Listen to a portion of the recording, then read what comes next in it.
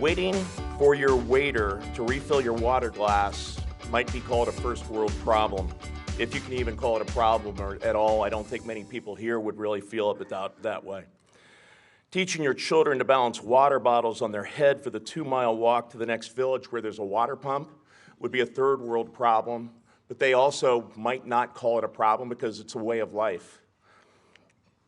If that pump fails, that's a tragedy of epic proportion. I was introduced last fall to Dr. Greg Bixler, who's a PhD and teaches at Ohio State, by Ben Harding. Ben's sitting in the back here. Ben's an active networker and has been a visitor here at Rotary and probably should consider joining. But when I got introduced to Greg, we talked about our faith journeys. We talked particularly about how, as an engineer, he knew he had a responsibility to create a solution for the lack of water in third world communities. He knew he had an idea of how to approach it, and he knew he had a responsibility to the community, to God, to take that on as a challenge. If I tell you now that he developed a pump, I'm going to take away his whole story.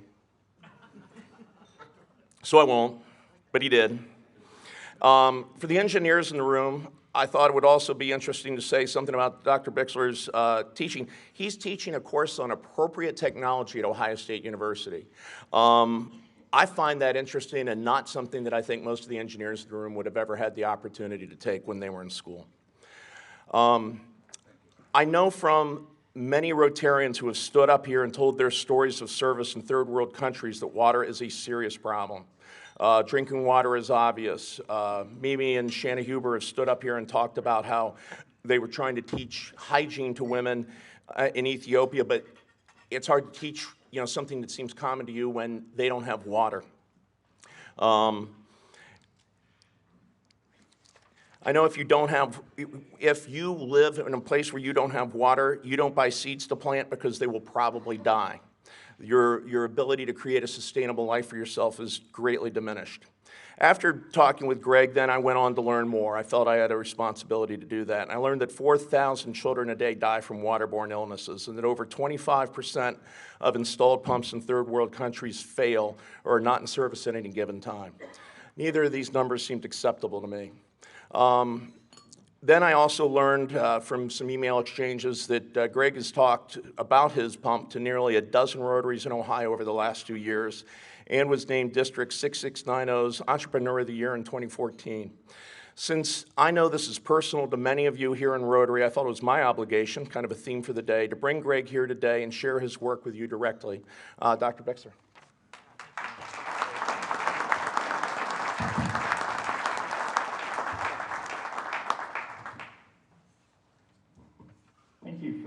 Wonderful introduction. I'm going to use my smartphone to make sure I stay on track here time-wise. So I appreciate that, and I appreciate the opportunity to speak today. This is a great honor. I'm going to talk about this organization and the work that we do called Design Outreach. We're a Christian humanitarian engineering organization. This is a very unique concept. And before we get into all of that, I'm going to throw up some big numbers because engineers like numbers, and we do all sorts of math. So 660 million, this is a really big number, really hard to wrap our minds around. And this represents the number of people in the world today who don't have access to safe and reliable water. This is many times the population of the United States. Hard to believe.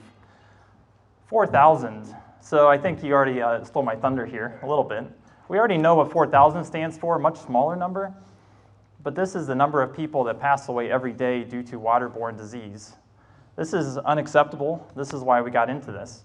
And on top of that, 90% of that number are children under the age of 5. And so I've been in many communities in 5 different countries in Africa, and a lot of the mothers are not even naming their kids until they turn 1 or 2 years old because of the infant mortality rate is so high, they just don't get around to it.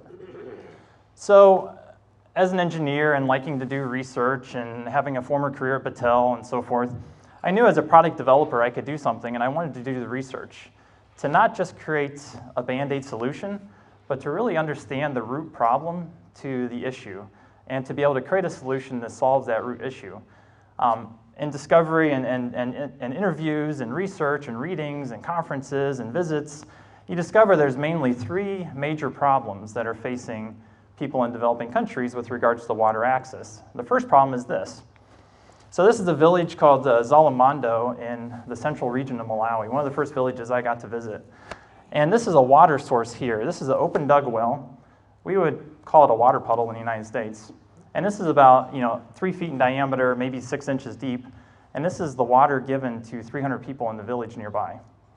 And so they'll scoop out the water with a gourd or some sort of homemade device. And this water is murky. This is contaminated. But the bigger problem is, too, there's just physically not enough water. You can't even grow crops because there's not enough water to even drink. The next major issue is the amount of time spent to get that water. So the time spent to get bad water, and we're not talking just minutes, a half an hour, a nice little leisurely walk. Many cases like this girl we met in another village in Malawi, she has her school uniform on, but she's learning how to carry water from a very early age because that's what she's going to do for the most of her life. And then we found this also very unacceptable and saying, how can we help solve this problem? How can we give this time back to girls like this that we met? And in some cases, without exaggeration, we're being told people spend up to 12 hours per day collecting water. That's not just walking. Many times they go and they walk a couple miles, then they have to wait in line for the water to come in to fill back up the hole that they're pulling water from. So we learned there's not enough water out there, and there's a lot of time being wasted carrying it. The third major problem that we discovered is something that we felt that we could solve that would also help the other two problems. And that's the issue with government-accepted pumps, like this one shown in the picture, which are common across Africa and other developing countries. Around the world, you see two major types of pumps. And these pumps are scattered all over, except for not only 25%, in some cases 50% of these pumps are not functioning after they've been installed. And it often takes only 6 months or a year before that occurs. So very well-meaning donors will put a pump in, get the nice donor pictures, and we discovered that 6 months or a year later, it's abandoned. And it's a great cost. And we discovered that there was issues with the hardware. It wasn't just the software. So in other words, the programming side of things, as we say in development, but it was the hardware itself. The pump itself was just not made to last. It wasn't durable. And on top of that, they don't go deep enough. And so we learned about this problem and said, hey, engineers from Battelle, we're doing this in our volunteer lunch hours. We can solve this problem, no problem at all. Little do we know that it'd be a little more challenging than this. There's been lots of research done on failures, and I know you can't read this from the back, but the very top primary reasons for pump failure are low yield, poor water quality, and mechanical failure. We can solve those problems. We took the approach, we've sent a man to the moon. We have all sorts of high-tech devices around us. Why can't we solve this problem of making water pumps last more than 6 months? We should be able to make a water pump last for 5 years or 10 years. Why 6 months? So the first thing we did, and we got out there and said, we need to discover what's going on. We need to see this for ourselves. We don't want to just read about it or talk about it. We don't want to just donate to an organization. We needed to go discover. And so we went to the field. And one of our first stops, after being invited by World Vision, which is the world's largest NGO working over 110 countries, we approached them and said, hey, we have this idea. We could build a new water pump that's going to really save you a lot of time, a lot of money. It's going to be able to reach a lot more people. They said, wonderful, come out to the field, come visit with us. So we went to Malawi, a little tiny sliver of a country in Africa. And we discovered a lot of things. And we discovered that we knew very little, even after doing all that research ahead of time. And so we came back and we said, let's build something. Let's make this work. Let's solve the problem. Let's not create a Band-Aid solution. Let's create something that's long-term and sustainable. Let's use our latest in engineering technology and understanding and computer models and analysis. And let's build something that really works. And let's build it within the context of it has to be sustainable, it has to be affordable, but it has to work. And so we created an amazing coalition of partners from academia, from industry, nonprofits, and of course donors. And we look at the problems independently that we see in the world that are facing people trying to access water and pull in the best aspects of these different areas. So this is pulling in subject matter experts from fluid dynamics to community development to economic development and solving the problem as a team. And we discovered what the problem really was, that we could just build a better pump. Simple as that. This isn't rocket science. Maybe it's actually a little bit more challenging than rocket science. But we figured that we could build a better pump, use better materials, use better engineering, design it with the right requirements. And so we built something called the LifePump. And the LifePump is a progressive cavity pump, which probably doesn't mean a lot to most of us. It's the kind of pump that you'd find in, say, if you lived in the country and had a well in Ohio, like I grew up. Except for the beauty of those kind of pumps is you have a little electric motor at the end, and you have electricity that pumps it out for you. Well, in the areas that we're working in rural Africa, there's no electricity, so we need to manually pump it.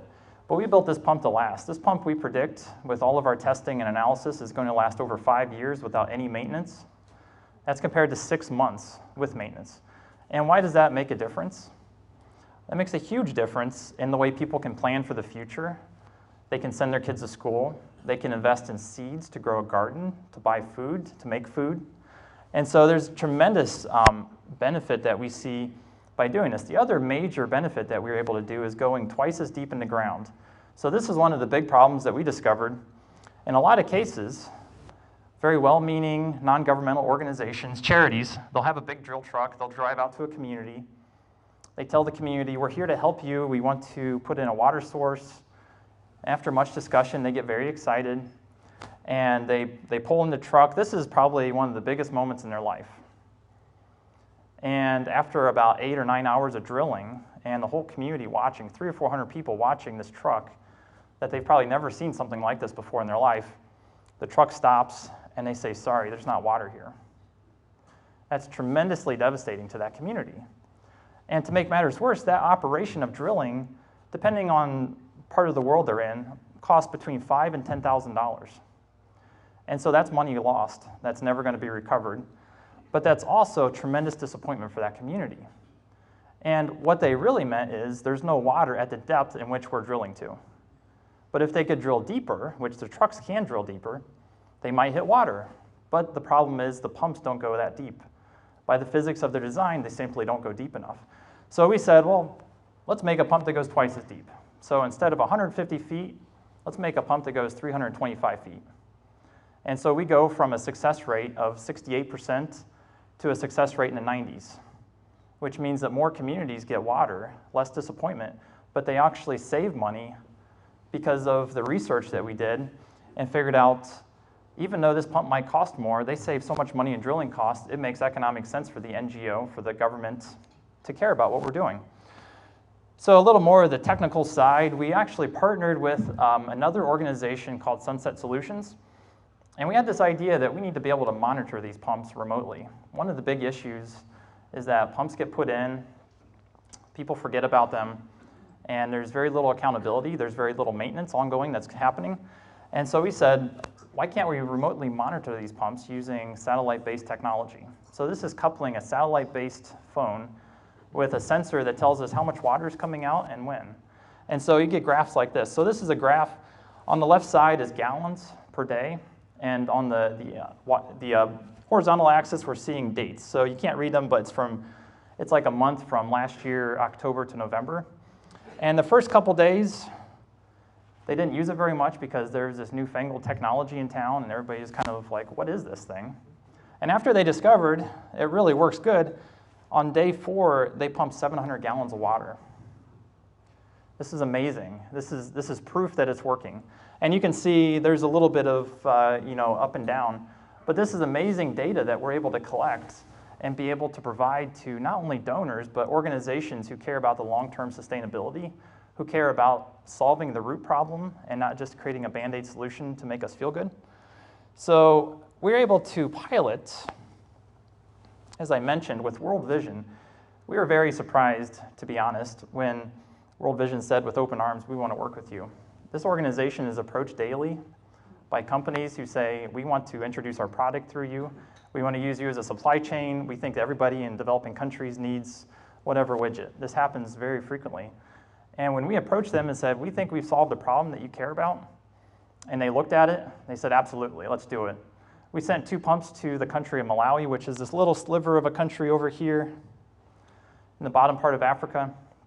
They worked so well, immediately They turned around and said, we want to try this in 5 countries. We want to try it with different cultures. We want to try it with different geographies. We want to do a big study on this. We want to see, how does this really work, as if we didn't show enough evidence. So we started what we call the 100 Pump Project. This is started about a year and a half ago. We build pumps. We provide training. We go with World Vision crews, work with the local communities, the water point committees, work with the local government, and we do training so that it's sustainable from that end, but at the same time collecting this information to be able to prove this is actually working. This has been extremely successful. Our first pumps went into Malawi. It's called the warm heart of Africa, very, very friendly people. Then we went into Zambia, very similar to Malawi, another beautiful country. Then we went to Kenya, we went to Ethiopia. Every country has its unique challenges, but this is a very common problem that we're solving through this pump that lasts much longer and this pump that goes much deeper. It's solving problems in every one of those countries. And we have, in a container on a boat right now, a container full of pumps going to Mali. And this is a very common result. So the before and after, we love taking these pictures because we like to show them to people. It's really hard to describe the water, obviously. The water on the right is the pump water that they got out of the ground because of LifePump. This was a community called Shalekwa in Malawi as well that was told, you can't get water here, it's too deep. They put in a LifePump, they got water. Huge celebration. The dancing and music and singing, it's just amazing. The reception that we get, and we were just trying to be so humble because we're there to serve, but yet they're just so excited. On the left is not milk, that's water that they were pulling out of the ground and using. And so this is kind of the before and after. We've heard amazing stories of transformation. One of the people that we like to talk about is this woman named Vikness. Vikness is in a village called Zalamondo in Malawi. Vikness is an amazing entrepreneur. She's one of those success stories we just love to track. We've been to her village 4 or 5 times now. And just recently in December, Tom Haubert, who's our engineering director, is sitting in the audience here. Went back to that community to continue checking up. You know, we get field reports. World Vision continues feeding us information. We see things from our monitors.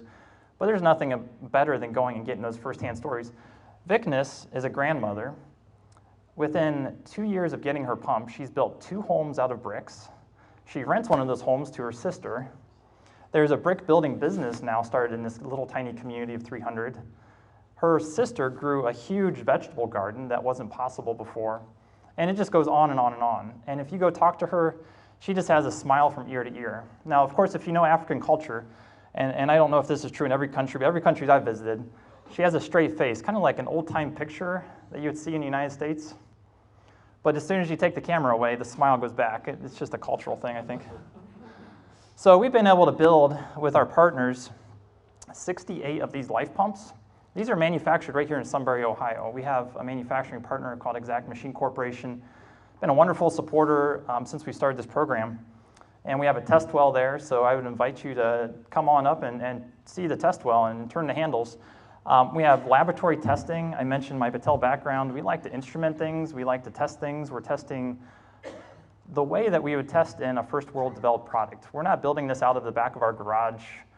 We're not trying to cobble things together and seeing what would work and throwing it out there and hope the lab works. Instead, we're doing this as a first world product development effort, but keeping very clearly in mind the human-centered design aspect.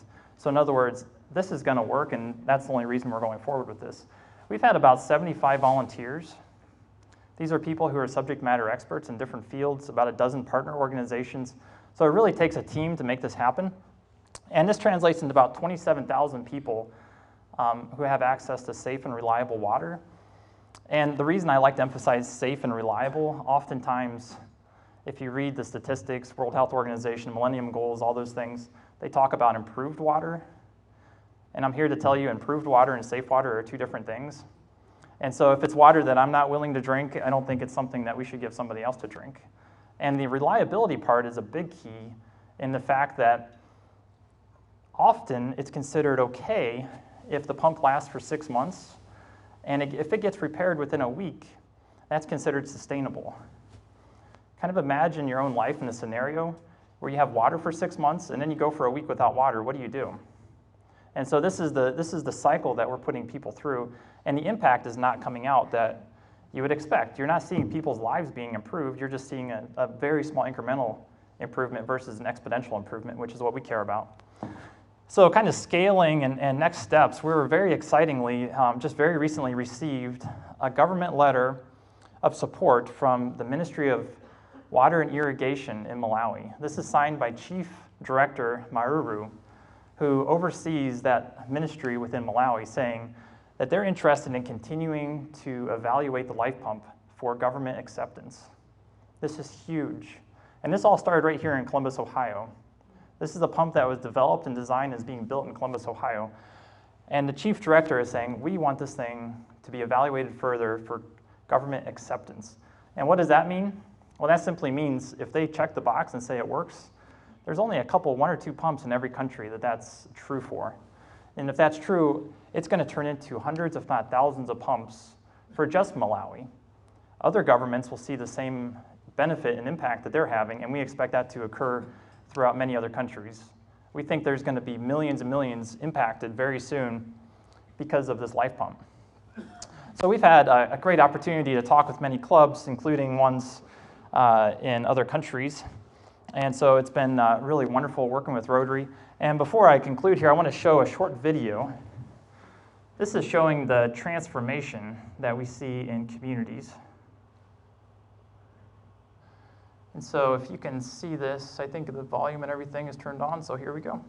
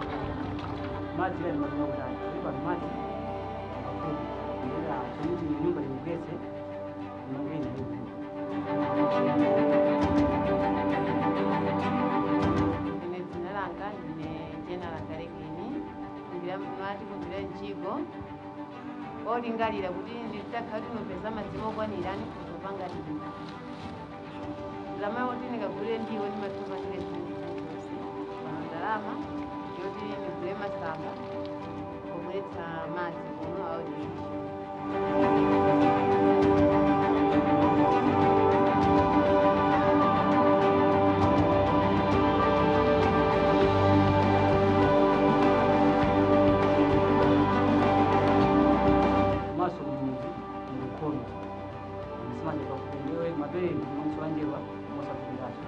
Ano basi kudwala kukosa tukulanga kupita pamama.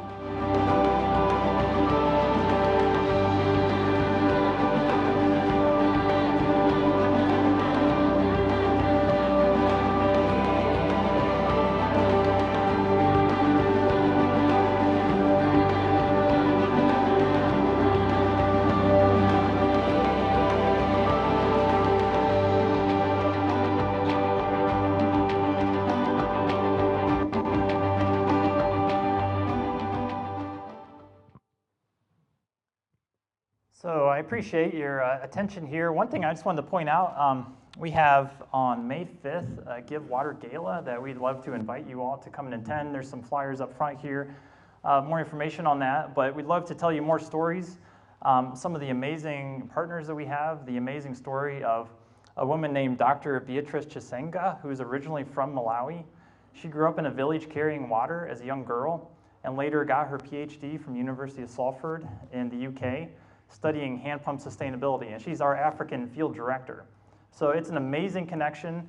One of the main reasons why we're able to move so quickly with the government of Malawi, having wonderful connections, and she's going to be here telling her story. So thank you very much. I appreciate your time and attention.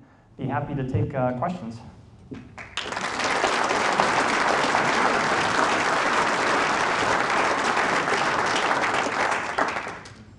How deep was the intake cut for these wells? So this can draw water from 100 meters or 325 feet. And you're sure the water quality at that level? The water is generally very clean at that level. There's very rare cases where that's not the case where we're drilling or having drilled. If the well is properly constructed, which means it's sealed from outside contaminants getting into the well, then the majority of time that's not a problem, and it's tested, so that's not the case. Sure. What type of impact are you having on Christianity in a lot of these mostly non-Christian countries? Yeah, no, that's a great question, and that's our motivation. That's why we got started, offering our talents to be able to solve these problems. So the issue that we're facing or we're seeing is that these Christian NGOs, and I mean this in the best possible way, they're doing really great work. They're on the front lines. They have boots in the ground, but they don't necessarily have the technical capacity to solve problems. And so what they end up having to do is resorting to buying just what's off the shelf to solve a problem. And often that's not the best solution. And so like in the case of a community where like a World Vision comes in and says, we're going to put in a well, they start drilling, they don't hit water, they tell the community, sorry, we can't help you. It's very difficult to have a follow-on conversation of, here's a Bible and let me tell you about Jesus. And so it's kind of this mentality of caring and then sharing. Not always the case, but that's what we've seen. And so, building that relationship by giving somebody something tangible is very important. Yes? Are there sanitation issues with the wellhead itself that you have to teach the village about? So there's definitely a degree of education. There's usually a water committee of 5 people, usually women, because women are tasked to gathering water and care about this most. And so they're taught on just general cleanliness of keeping the well site free from animals and debris and whatnot that gets around there. One of the other issues on sanitation is not just getting clean water, safe water out of a pump, but then putting it into a container and keeping it safe. That's actually one of the next projects that Design Outreach wants to tackle. Yes? How are you funded? A whole variety of sources. What we can't beg, borrow, or steal, we have to fundraise. So we've gotten lots of in-kind, pro bono fundraising. We estimate we've raised over $3 million in those kind of services. So companies that offer their expertise, whatever that might be. And we've also fundraised about $800,000 in cash. And that's what pays for the things we can't get donated to us, like trip expenses. We're mostly volunteer, so the majority of our time is covered already. But we've gotten some Rotary clubs to sponsor us. We've gotten some churches to sponsor us. World Vision had a grant that helped sponsor some of the evaluation of this program. And now we're looking at expanding that base and increasing impact. Sure, in the back, I think, first. Sure. So I'm curious, I guess it's a little bit of a 3-part question. So what makes the pump different that it can pump that distance with a mechanical pump? Because I realize that's a big problem. And is it, second part would be, does it make sense to mechanize that by sticking a motor on it? Because I'm assuming clearly it's better pump because you can stick it down so far in the ground. But as well, how much does one cost if I were to just go out and buy one?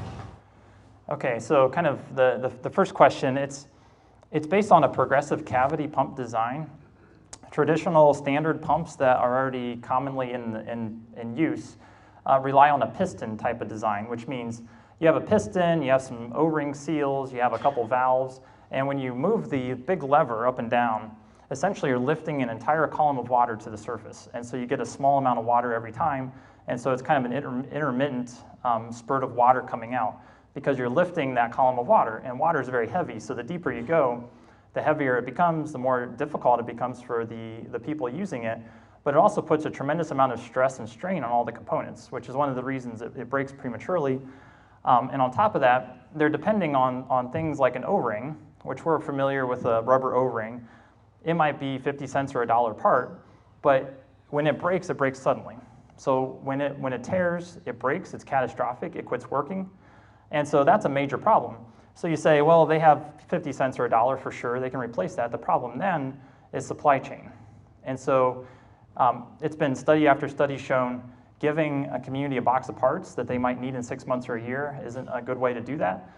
Giving them the training that they're going to forget in 6 months or a year anyways isn't going to work. So we need to give them something that doesn't have a catastrophic failure. So a progressive cavity is kind of like an Archimedes screw, sort of, where there's a helical part that's metal and there's a rubber part with a little bit different cavity. And when they rotate relative to each other, it generates pressure and it drives it to the surface.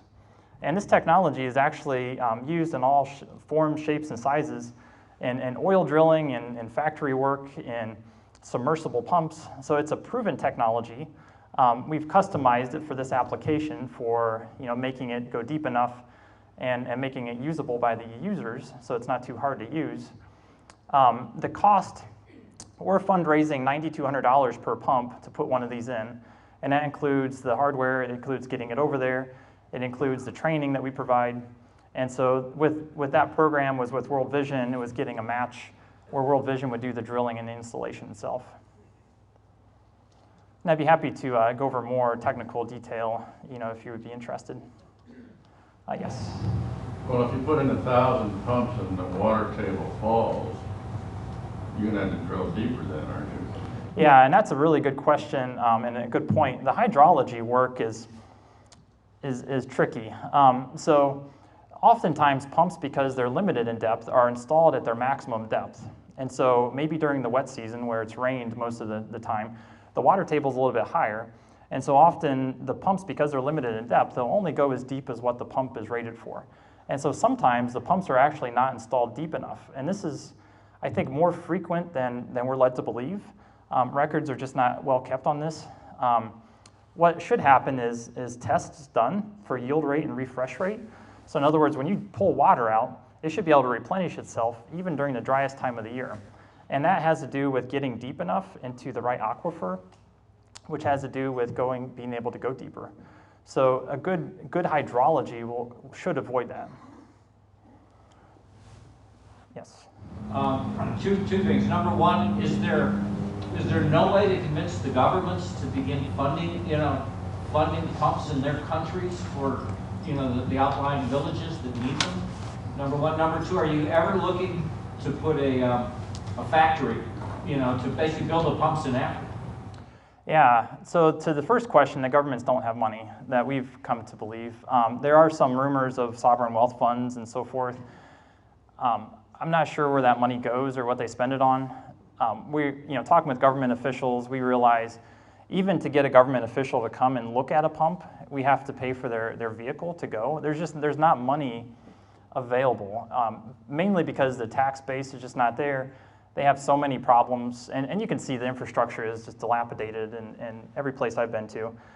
So to do that, the village certainly can't afford that. So I think the model that we're taking is a hybrid of, if we have donors who are willing to put in a pump up front, pay that upfront cost, and get it to the point where we can turn the keys over to the community, and the community can pay for the ongoing maintenance and operation, both minor and major maintenance, which there is a big difference there, so that they're not coming back to the donor and saying, hey, this thing that you put in doesn't work anymore. And what was the second? Oh, the cost or manufacturing in country. Yeah, can you ever, get a plant there? We actually had a conversation in Ethiopia. I visited the embassy last June, and they're very, very keen in every country to have manufacturing. We've had conversations in Zimbabwe to Ethiopia and other places. There's tremendous challenges to that. Just simply even the importation process of raw materials in a country like Ethiopia is far more difficult than I would have thought. The labor mentality is different. One of the issues that a lot of these, the current pumps are being built in plants in India and China. And especially in India, the quality is very inconsistent. And so quality control is a tremendous challenge that people are very concerned about. We talk with some of the biggest NGOs. They say, we buy a container full of pumps, we send it to Guatemala, they put them in, a year later we buy another container full of pumps, and nothing fits. Even though it's the same exact pump and the same manufacturer, the tolerances are different. And mainly because they're trying to cut costs, they just don't have good quality control. And so we're being told, in order for this to really work, we have to have good quality control, we have to make sure that these parts are compatible, and that it's really sustainable from that way. Thank you.